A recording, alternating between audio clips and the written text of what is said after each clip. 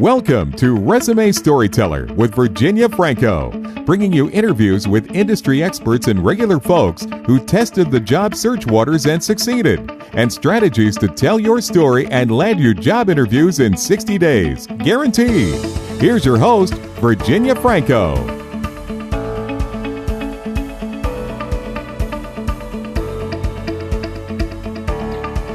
Hello everyone, I am so excited to have with me today HR leader and career coach Shelley Pie.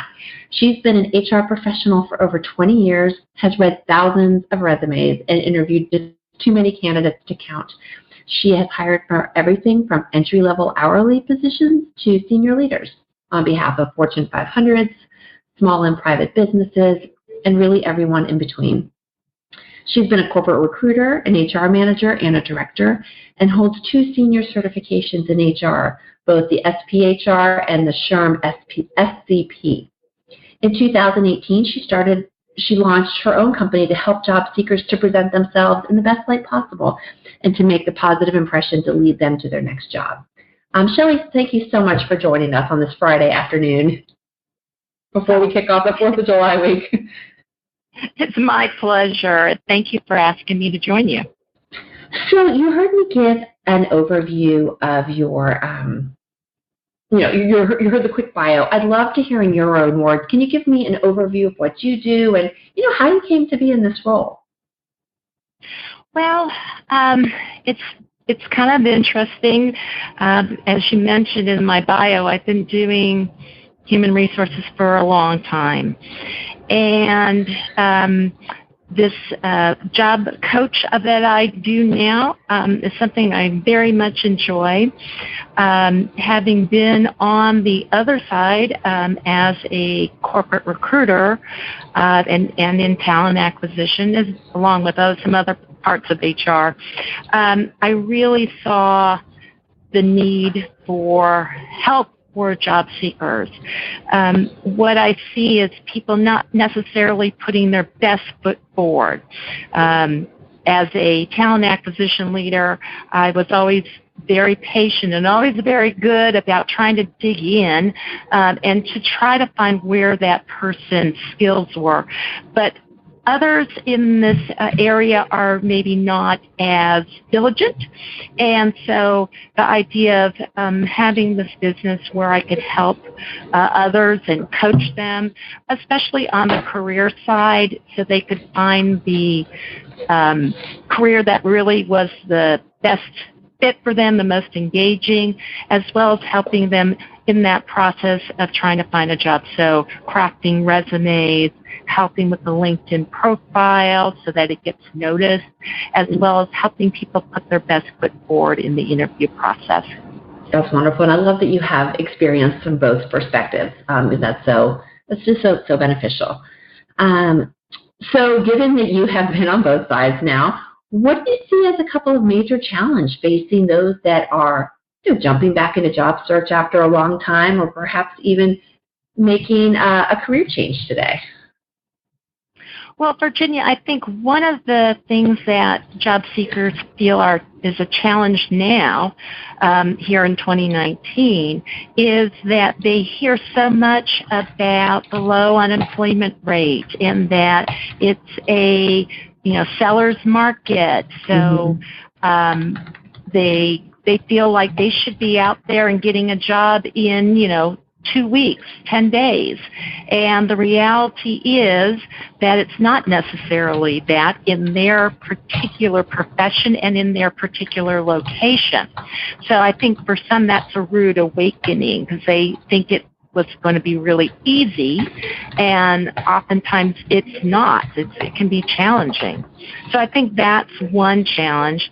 And I think the other major one I see is that with the evolution in this field and in job search, that in the old days, contacts were important, but you could send in your resume and you would get a look through of that because there wasn't as many. Nowadays with the applicant tracking system, it has made it so much easier for people to apply. And people really can get lost in that process. So networking, making contacts, doing those sorts of things that get you noticed outside of the process by not only the talent acquisition staff, but also hiring managers. That is extremely helpful, but a lot of people are reticent to do networking. I don't know if that's just because they're introverts and they just are very uncomfortable with the thought of that and just doing it. But I find that that is a challenge for many, many job seekers. No, I concur. You're right about this great market is a dual-edged sword, because it also means that many more people are dipping their toe in where maybe they wouldn't have. And depending on how crowded their niche is, their industry, or where they live, it can be a pretty competitive process. And then coupled with the fact that ATS means anyone can hit a button from all over the world to apply to a job, it's really, I feel like it's just overwhelmed the system. So you have to go above and beyond. Where before you weren't, the pool you were being considered in was much smaller, so you maybe didn't have to go that extra effort. That's exactly correct. It takes all of about, 2 or 3 minutes maybe in some cases to apply for a job. And so the talent acquisition teams, the number of resumes that they have to go through is very large. Yeah. And there are many people who frankly just are not even remotely qualified for the job, but they still are part of that process. So it slows things down. And so, they say a recruiter looks at a resume for 6 seconds. Yeah. I've timed myself and when I've done it, and it's more than 6 seconds, but you really have to do a good look through of it. Things need to really be very like flashing lights on your resume, because if I'm going through a requisition, I may be going through hundreds. Yeah, don't make them dig for it. Don't make them dig for it and make it. Correct, absolutely. So if I have to dig really hard to kind of figure out how you meet the qualifications, that's going to make it tougher for you to stand out. And quite honestly, you might get forgotten because it's on to the next. No, I agree. I mean, the upside is there are more positions for you to consider than there ever were before. You would never have found out about so many opportunities. You just have to go the extra mile for them. Absolutely. Is there anything else that, and maybe we touched on it, is there something that really just surprises your clients the most, your resume clients, not on the talent acquisition side? Sure. I think the biggest thing, honestly, Virginia, is how to articulate their value proposition. So in marketing, we always talk about the value proposition. And what do you bring? What do you stand for? And very few people, I think, do the hard work of figuring that out for themselves. And when you have that value proposition and you know exactly what it is, everything you do becomes a lot easier. Your resume is so much easier to write when you know what you're trying to offer and why you are unique from somebody else. Your LinkedIn profile, how you interview, all of that becomes so much easier and more compelling when you know what you stand for. But so many people have no idea what they stand for. And it does take a little bit of work to figure that out. It's probably, to me, the toughest part of the job search process, and it's a part that many people skip. And that's to their detriment. Yeah, no, it's hard to, I'm a really good writer, but I didn't write my own resume. I paid a colleague to do it. I find it's very hard to write about yourself. And you do need that. You need to know what you bring to the table and be able to articulate it. And you're right, once you figure that out, everything else does sort of fall into place, because you can have a version for resume, a version for LinkedIn, a version for an elevator speech, and a version for tell me about yourself in your interviews. Mm-hmm. Absolutely. And you make a good point, which is somebody else doing it for you. Obviously, everybody could write their own resume, but the help of having somebody else do it is the questions that are asked. And as if I'm writing a resume, I'm asking specific questions because I really want to know, what do you stand for? What have you done? What have you accomplished? And why do people want you? Why? Yes, exactly. And oftentimes the reaction I get is, oh, I never thought about that. Yeah. Absolutely. So when I'm doing that, I'm thinking also from my talent acquisition hat and my many years of doing that, which is those would be the kind of questions in talent acquisition I would ask. So yes, please make sure you're putting that forward so the person who's reading your resume absolutely knows what you're doing. So what advice do you give someone, and I'm sure they come to you all the time, I'm thinking about doing a job search, getting back in there. How do I get started? Where do you have them start?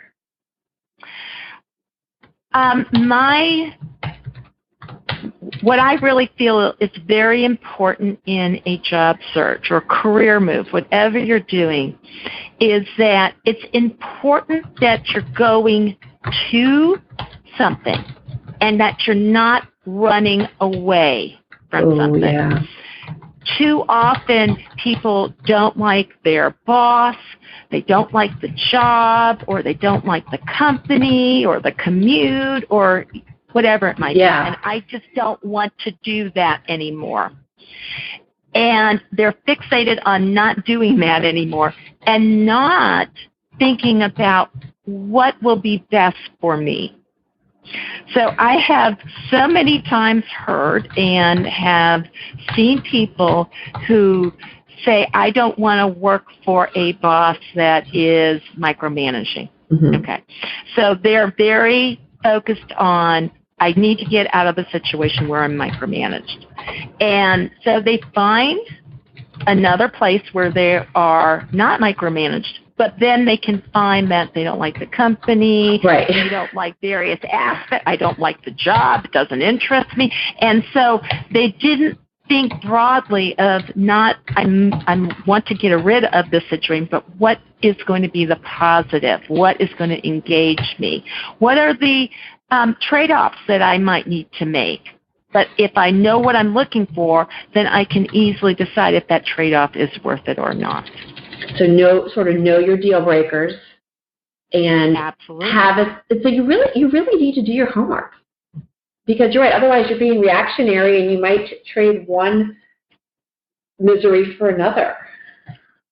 Yeah, it's amazing. You find that, and I have seen this, that people will investigate buying a new car longer than they will investigate what employer that they will go to. And you think about it, you're 40 hours a week, full time, you're spending at that employer with the people around you, your team, and so that better be a positive experience, or it's going to be a long 40 hours each week. No, I've had a couple discussions on LinkedIn where we say, would you ever go buy a house without a sense of where you want it to be, how big it needs to be, what neighborhood it needs to be in, what the commute was like? You would never do that. But people do with their careers. They often don't think of it in that way. But it's a huge investment it's a big decision. And it, like you said, it's 40 hours a week if you're lucky. So, no, very good advice. Yeah. Absolutely, and people need to really take the time and make sure that it's the right place. It's helpful if you have the time to make those decisions. I think what ends up happening because of financial needs, people will feel like they have to take the first job that comes across because they don't have the ability to either be out of work if they're out of work, or they Right. just need to change their situation. And that sometimes can work not to their advantage. Yeah, no, I agree. I agree about that. What about a person who did jump in to a search and it is not going well? Because I get this a lot. They come to me after they've been applying online or whatever it is. And, how do you make them refocus to get their job search back on the right track? Well, one of the things I think, if you're not having success, I think sometimes people will blame others. And it's important to, put the mirror up and say, what am I doing that is not working? Now, fortunately, when clients come to me, that's because they have a realization that something Right. is not working. They may not know what it is. Know what it is. Right. And part of that is, okay, if you're coming to somebody, or even if you're not working with a coach and you're just doing your job search on your own, you need to be open to feedback. And the important thing, I think, is the feedback here has to be from people that will give you the unvarnished truth. Yeah. And that may not be your family, and it may not be your friends who will do that.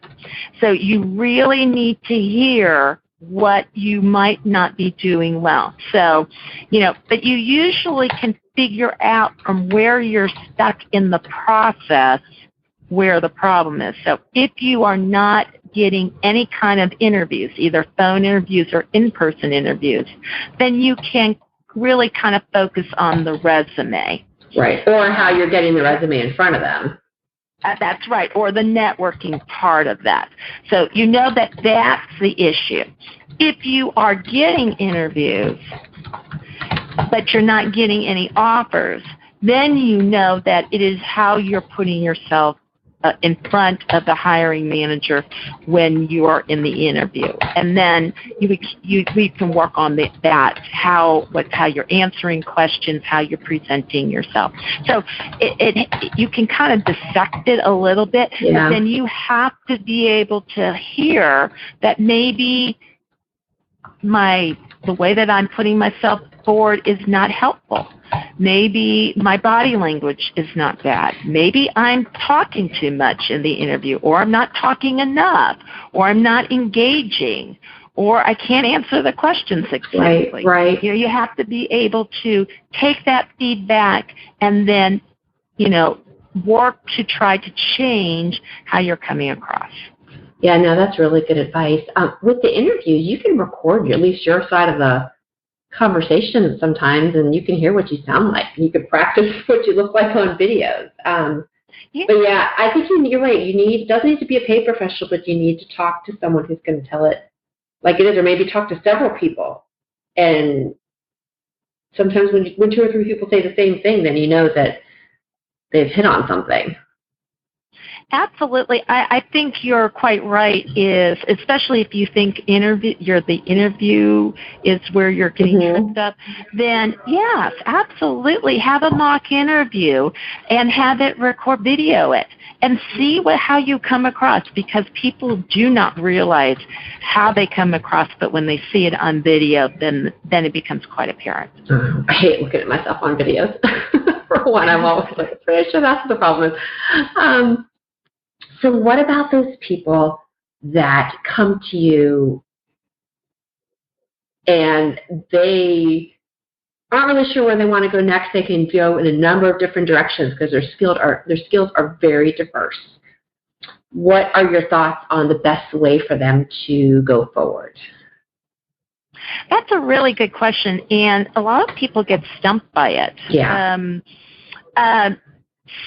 Depends where they are in their career, but I see it at the beginning of the career when people just have no idea what they want to do, yeah, or a vague notion, or it can be somebody who maybe is mid-career.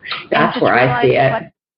Where they've gone on a path, maybe because family kind of pushed them that way, or they thought that was the right thing, and then they decide, no, that's not really what I want to do.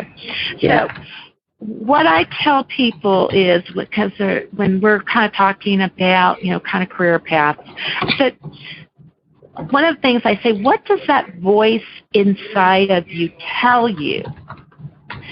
And sometimes you have to be very good about listening to that voice. So I just tell people, listen to your voice.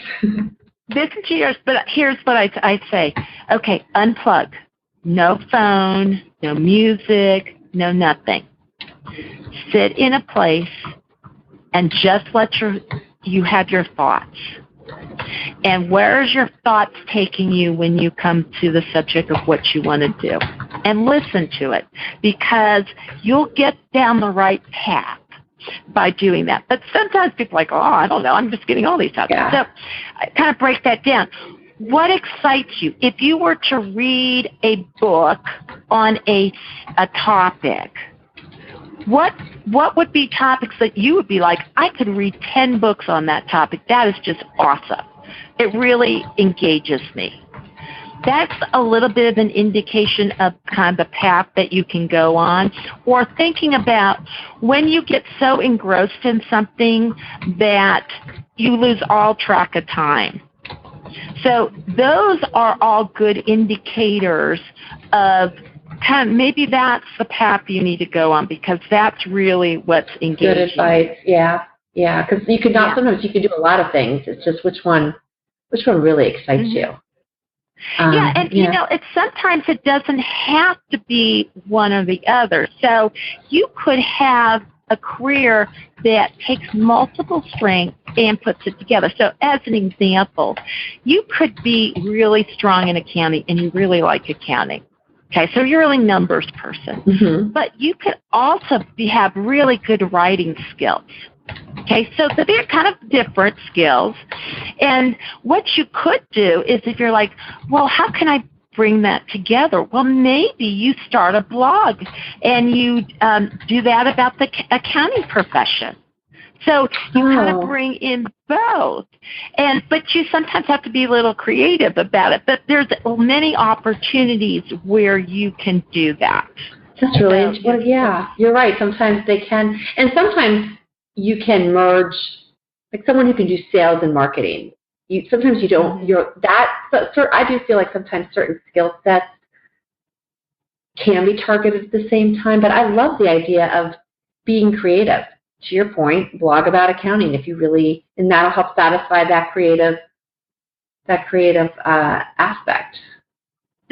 Absolutely. Now, one thing I would caution people though, and I'm going to put on my talent acquisition hat, is when you are interviewing for a position, okay, they're going to want to know that you're committed to that particular type of work. Okay, so I have had people who've interviewed and said, well, they come in for a particular position, and then they tell me, well, my interest also is in something totally different.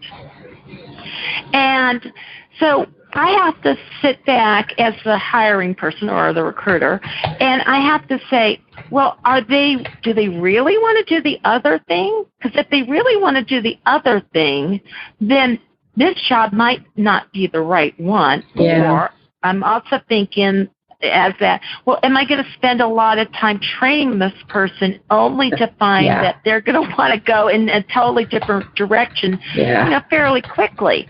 So you have to think, well, what will that hiring person think about that? So you have to be really careful. You don't want to appear to be a flight risk. Right. And what your message is going to be. Because I think most people are, if you have interest in other areas, it's not a bad thing, but you have to really kind of say, this is where I really want to be. I'm committed to this. Because that is what will win over the hiring manager. That's a really, that's a really good point. Yes.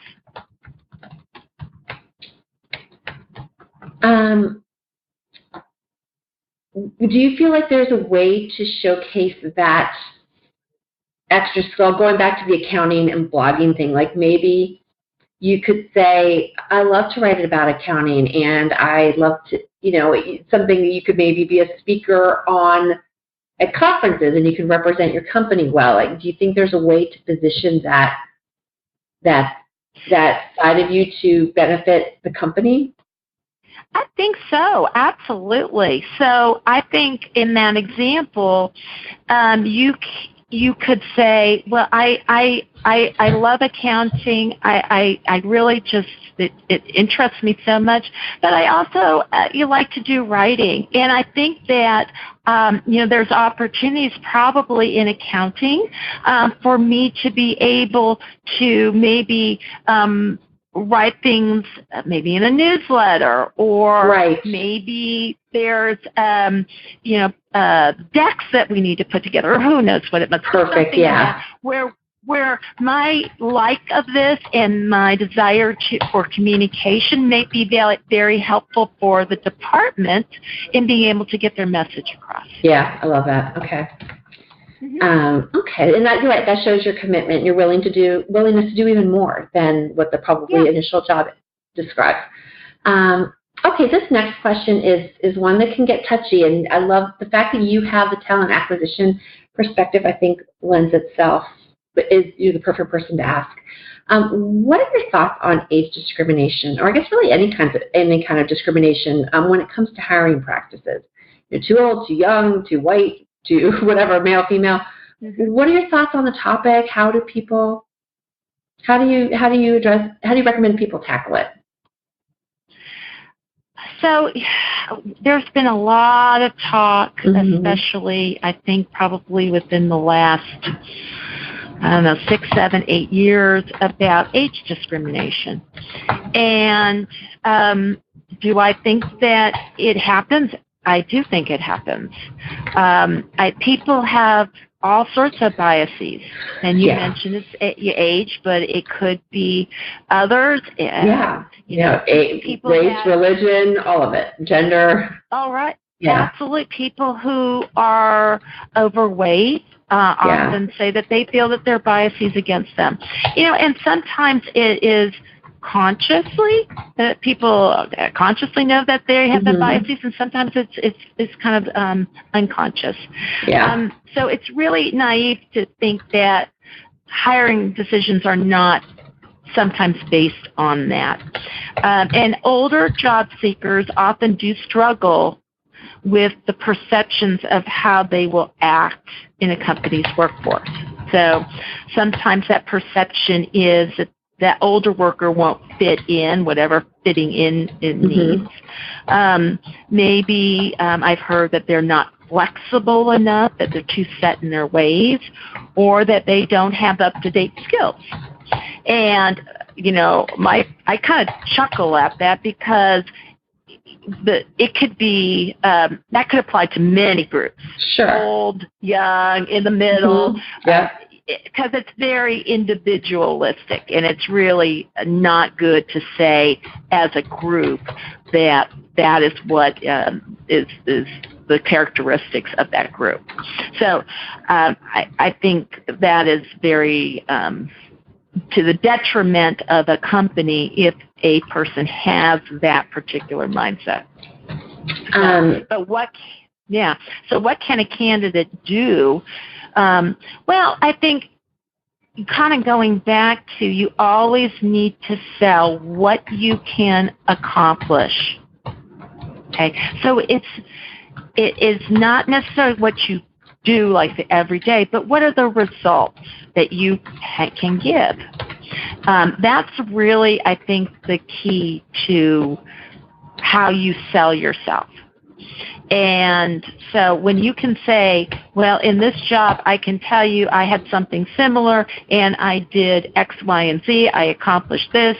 Here were the problems that I faced. Here is how I got around the problems, and here is how I benefited the company. Okay? Yeah. Then you'd have a very compelling story that you can tell that many other people may not be able to tell. I agree. Those stories, compelling stories, are the best way to mitigate biases. Oh, yeah. They tend to forget. Yeah. Yeah. No. And remember, when we were talking about age, but there are many companies that do embrace older workers. So, it may be one of those things where you might have to do a little bit more work if you feel like that's a problem in your particular industry. And it does tend to run in some industries more than others. Yeah. I mean, let's be honest. So, but I think you might have to do a little extra work if you feel that that's what's happening. But there are many, many companies that are looking for people that can get results for them. That's the bottom line for them. So back to the doing your homework. At the very beginning, I yeah. think so. What industry? So. And go ahead. I was going to say, one of the things that when you're doing your homework, if you are an older worker, is look on the company's website or look at their Facebook or LinkedIn and see the pictures of the people that work there. Good idea, okay? Yeah. And see, do you see anybody that looks like you, whatever you look like? And that can kind of give you a sense of what that culture is like and how you might fit in with that culture. I love that. What are a couple of industries where you feel like the age piece comes into play more than maybe others? Or maybe it's the reverse. Which ones are more open to all ages? Sure. I think all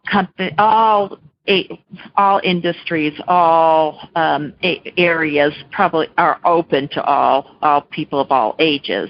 But there does tend to be, I think, in the tech sector, especially, it kind of skews to a younger age group.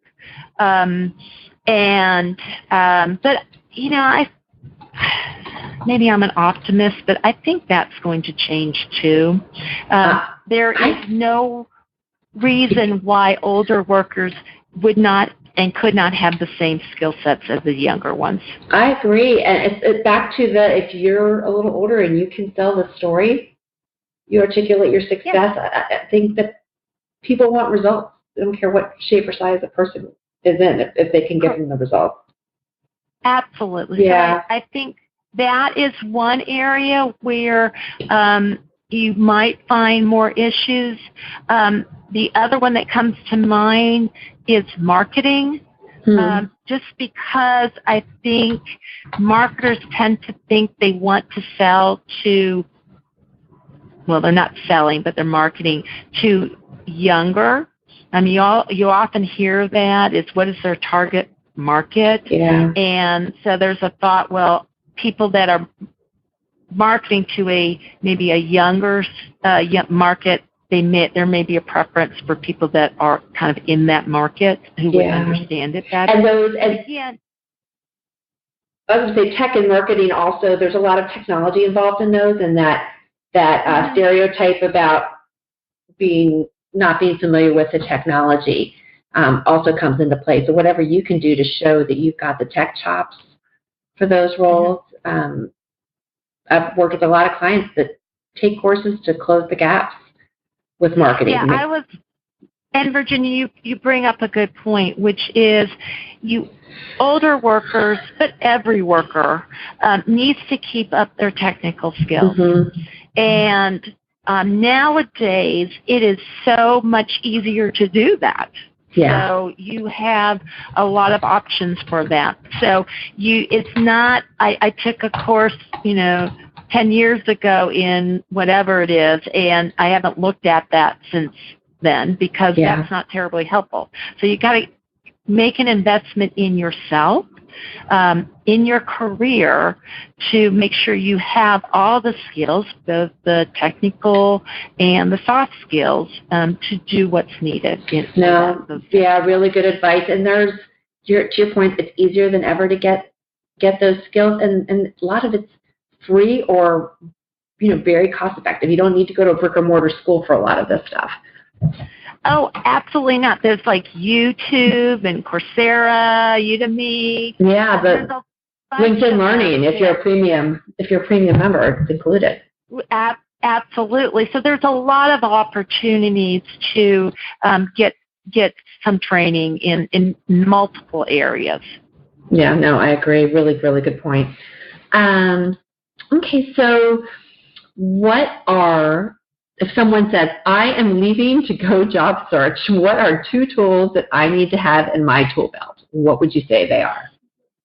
Okay, so I'm going to put one that's a little off the wall and one that's, I think, pretty on the wall. But Okay. overlook it. So the first one I would advise people to do is a little quiz, actually. Ooh. Yeah. So Gretchen Rubin has written many books.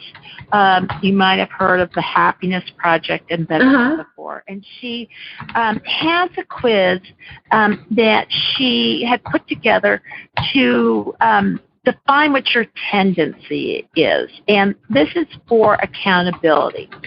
And so you take this quiz and you go into either one of 4 tendencies. And she puts them as upholders, questioners, obligers, and rebels. Okay, and the reason I like this as a job seeker, what you know about yourself will help you in how you approach your job search. So as an example, in those 4 tendencies, I have taken it, and I am an upholder. Okay, so what does that mean? That means that I meet outer expectations. So if you set a deadline for me, I will meet that deadline. But I also meet inner expectations.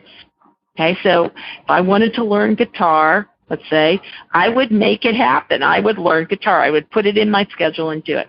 So I am, from a coaching perspective or job search, very easy because you just tell me what to do and I will do it. I have no problems. I will make the time. Okay? So upholders are not a big percentage of the population, according to Gretchen Rubin. I'm kind of an outlier. Okay. Most people actually are what she calls obligers. Okay, which that means they need accountability to do those things that they want to do just for their own self. So when it comes to outer expectations, they're great with that. They're the people that are so helpful, and they'll go out of their way to help you. They have a harder time with their inner accountability. So I want to change a job, let's say, and I don't necessarily like this career and I want to do something else. Obligers have a hard time with their job search because all these other things in their life, their kids, their spouses, the neighbors down the street, they will be more priority than their own thing. So obligers need to get accountability outside of themselves. So if they're doing a job search, they almost need a accountability partner. To somebody who's going to say, well, what did you do this week? Did you do X? Did you do Y? Because if they know that they're accountable to somebody else to report back, then they'll do it, all the things, and they won't put it off. So that's why I think it's helpful. It's a nice tool because if you know you're an obliger and you want to do a job search, I need to find like a support group or a job search group or somebody else that will hold me accountable for getting this done because otherwise I may just not get to it. The resume, I'll put it together when I get a chance, that sort of thing. I love that. Yeah. Questioners, which is another big group, that's my husband. He'll do it if he can understand the justification for it. He needs to be, you have to get a buy-in. Yes, you got to get the buy-in. So you have to understand the reasons why. If you understand the reason why and you can get your arms around that, then you'll do it. So as an example, questioners, why do I have to network? Okay, that seems just kind of, you're just telling me that, but I don't understand why that's important. Why can't I just use the job boards? And then if you can explain to them Well, this is what happens when you do the job boards. This is what you do with networking. And if they can buy into that, then they'll do it. So if you're a questioner, then you know, I'm going to have to dig in, and I'm going to have to really understand before I'm going to do this. Okay. And then the last one, the last group's rebels, and they're tough. They're just tough because their whole thing is they don't like outer accountability, which makes sense, but sometimes they don't like their inner accountability either. They have just a hard time. They want to do what they want to do, yeah. Are those the entrepreneurs? Oftentimes, absolutely, because that works for them. Yeah. But if they're in the job search, then they need to figure out, okay, it's sort of like understanding if this is the person that I want to be, then what do I need to do kind of to be that person? Okay, so they have to kind of be very philosophical about it. But, it raises your awareness, and also the kind of, and when you're interviewing, you know the kind of person that you need to help you perform your best, right? Right, absolutely. So, that's why I kind of chuckle. This is a little unusual, but I think I love that. Yeah. You know who you are, then you set it up in a way that makes you successful. So I advise people to take it because it's not just for your job, it's for your life in general. But I think it's really interesting, and it has applications, certainly. And I'm going to put it in the show notes, but I just looked it up online. It's free, and it's quiz.gretchenrubin.com. Yeah. So thank you. I'm going to go take that. It's free off the phone. Yeah. All right, so that's the off-the-wall one. What's the basic one? The basic one is your Excel spreadsheet. Ooh, okay. Google Sheets. It's kind of like, it's so basic, people don't think about it, but when you're in a job search, you need a place to put your notes. You need to know who you've reached out to, when you've reached out to, what did you discuss? So, like networking, a networking tab.